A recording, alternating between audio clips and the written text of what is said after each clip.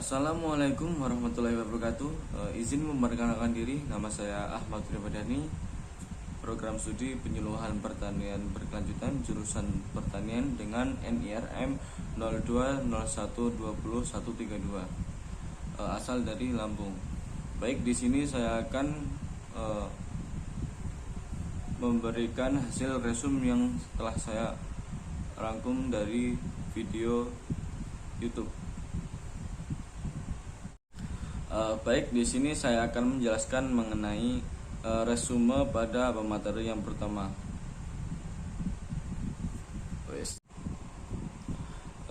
Materi yang pertama yakni pemupukan berimbang. Pemupukan berimbang adalah pemberian pupuk ke dalam tanah untuk mencapai status semua hara esensial seimbang sesuai kebutuhan tanaman dan optimal untuk yang pertama meningkatkan produksi dan mutu hasil. Lalu yang kedua meningkatkan efisiensi pemupukan. Lalu yang ketiga kesuburan tanah serta menghindari pencemaran lingkungan.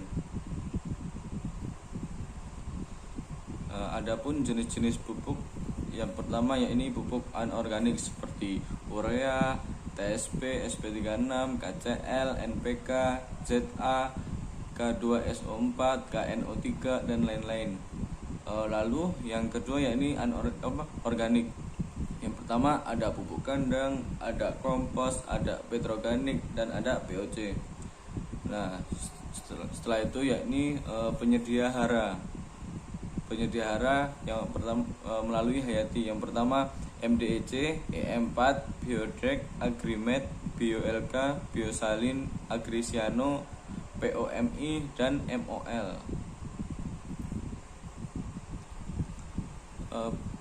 Baik, saya akan melanjutkan resume dari pemateri yang kedua mengenai sosialisasi dosis pemupukan pajale atau padi, jagung, kedelai, lahan sawah. Baik, dari latar belakangnya, pemupukan sangat penting untuk meningkatkan produksi. Yang kedua, kesuburan tanah menurun, status hara, fosfor dan kalium lahan sawah sedang dan tinggi. Lalu terjadi penurunan efektivitas dan efisiensi penggunaan pupuk. Lalu sementara penggunaan bahan organik sebagai bahan pembaik tanah ditinggalkan. Kesuburan tanah sawah tidak sama, perbedaan sifat, pengelolaan oleh petani dan hasilnya berbeda. Baik, lanjut kita ke tantangan pertanian ke depan. Yang pertama ada degradasi dan penurunan kesuburan lahan. Yang kedua konversi fragmentasi lahan. Yang ketiga sistem garap, sewa atau gadai lahan sawah. Yang keempat kelangkaan atau keterbatasan lahan subur. Yang kelima variabilitas dan perubahan iklim. Lalu yang keenam ada terbatasnya infrastruktur irigasi, jalan usaha tani dan lain-lain. Lalu yang kedua yakni inovasi teknologi pertanian yang berfungsi sebagai peningkatan produktivitas. Yang pertama ada benih unggul bermutu, lalu pemupukan berimbang ramah lingkungan. Yang ketiga pengendalian OPT atau organisme pengganggu tanaman. Lalu yang terakhir penanganan panen dan pasca panen. Baik, langsung ke permasalahan yang terjadi. Yang pertama, masalah serius dalam sistem produksi padi itu yang terjadi seperti pelandaian peningkatan produktivitas atau leveling off, terutama pada bagian lahan sawah intensif. Yang kedua, masih rendahnya produktivitas padi di lahan non-intensif dan lahan subsional, lahan kering dan rawa. Yang terakhir, alih fungsi lahan sawah beririgasi teknis dan produktivitasnya tinggi menjadi lahan non-pertanian. Dua masalah pertama terkait dengan teknologi pemupukan dan keseimbangan hara tanah. Lalu selanjutnya masih dalam permasalahan penggunaan pupuk anorganik dengan takaran tinggi dan terus menerus tanpa pengembalian BO. Yang terakhir efisiensi pemupukan masih rendah. Perbedaan tingkat pengelolaan, perubahan status hara, fosfor dan kalium.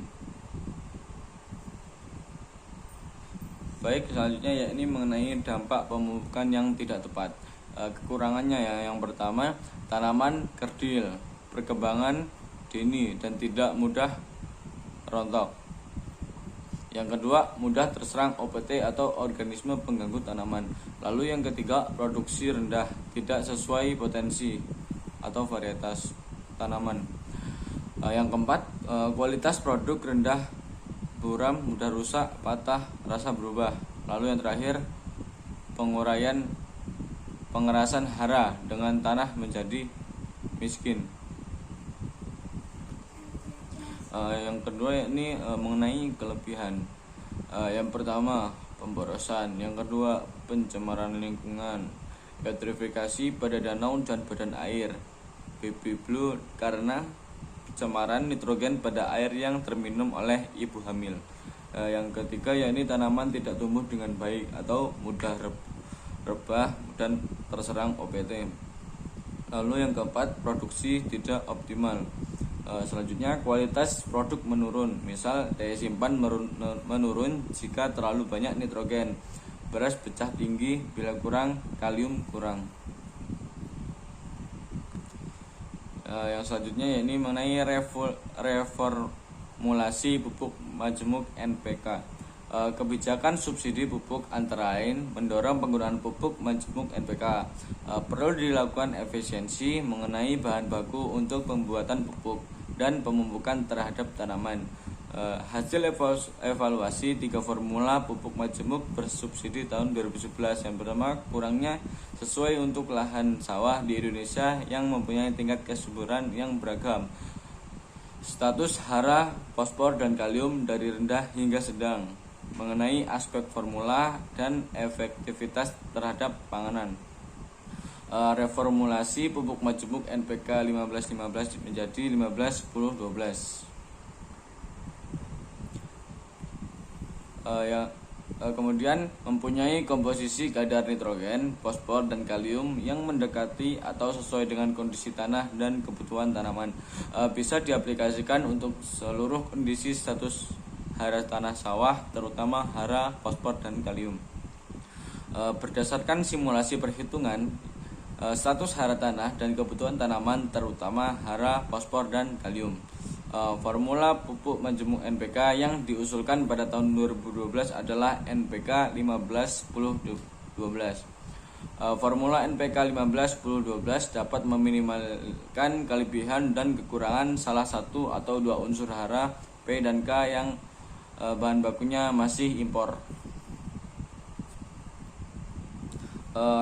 Yang selanjutnya mengenai rekomendasi pemupukan. Rekomendasi pemupukan untuk tanaman padi sawah yang tertuang dalam Keputusan Menteri Pertanian nomor 01 KPTS SR.130/1/2006 dan diperbarui menjadi Permentan nomor 40 Permentan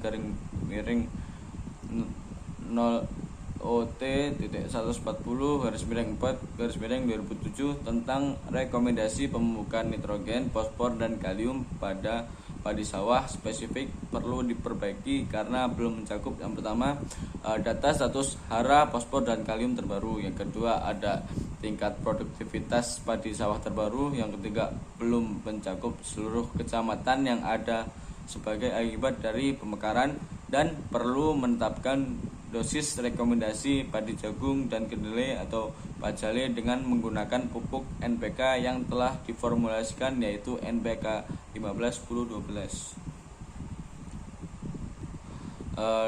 Selanjutnya yakni mengenai dosis pupuk urea. Dosis pupuk nitrogen ditentukan berdasarkan target produksi. Yang kedua, produktivitas per kecamatan kurang 5 per hektar, target menjadi 6 per hektar, dipupuk 250 kilo urea per hektar. Yang ketiga, produktivitas per kecamatan 5-6 ton per hektar dengan target menjadi 7-8 ton per hektar, dipupuk sebanyak 300 kg urea per hektar. Produktivitas per kecamatan lebih dari 6 ton per hektar dengan target menjadi lebih dari 8 ton per hektar, dipupuk sebanyak 350 kilo urea per hektar. Selanjutnya yakni mengenai peta status hara tanah. Yang pertama, dalam peta status hara, fosfor dan kalium tanah terdapat 3 warna merah, kuning, dan hijau. Artinya, status hara fosfor atau kalium rendah, sedang, dan tinggi. Yang kedua, status fosfor rendah, sedang, dan tinggi. Dosisnya bisa 100, 75, dan 50 kilo SP-36 per hektar. Lalu yang ketiga, status kalium rendah, sedang, dan tinggi. Dosisnya bisa 100, 50, dan 50 kilo KCl per hektar.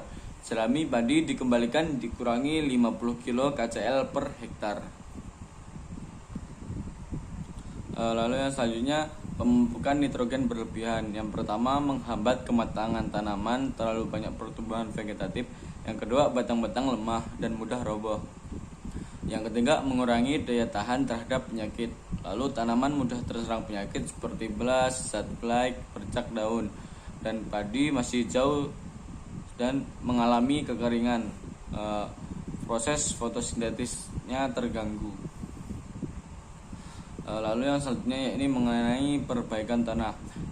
Yang pertama ada saluran drainase dan irigasi yang harus diperbaiki.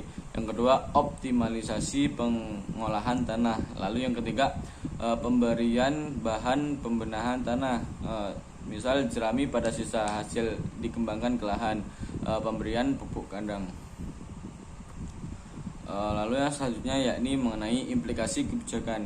Yang pertama, data rekomendasi pemupukan dapat digunakan sebagai acuan perhitungan kebutuhan pokok subsidi untuk tanaman padi, jagung, dan kedelai atau pajale. Yang kedua, untuk rekomendasi pemupukan NPK lebih spesifik lokasi per desa atau kelurahan atau per kelompok tani ditetapkan menggunakan PUTS atau PUTR. Lalu yang ketiga, untuk mempercepat penerapan rekomendasi pemupukan padi, sawah, dan jagung serta kedelai spesifik lokasi, diperlukan program sosialisasi dan monitoring yang antara lain mencakup pengadaan alat bantu dan pelatihan. Lalu yang terakhir, penerapan rekomendasi pemupukan NPK spesifik lokasi perlu didukung dan diberikan pemahaman dan kesamaan persepsi ke semua pihak, baik petani, penyuluh, peneliti, pengusaha, maupun para pengambil kebijakan. Sekian yang bisa saya sampaikan. Apabila ada kekurangan saya mohon maaf dan saya mohon ampun kepada Allah. Saya akhiri. Wassalamualaikum warahmatullahi wabarakatuh.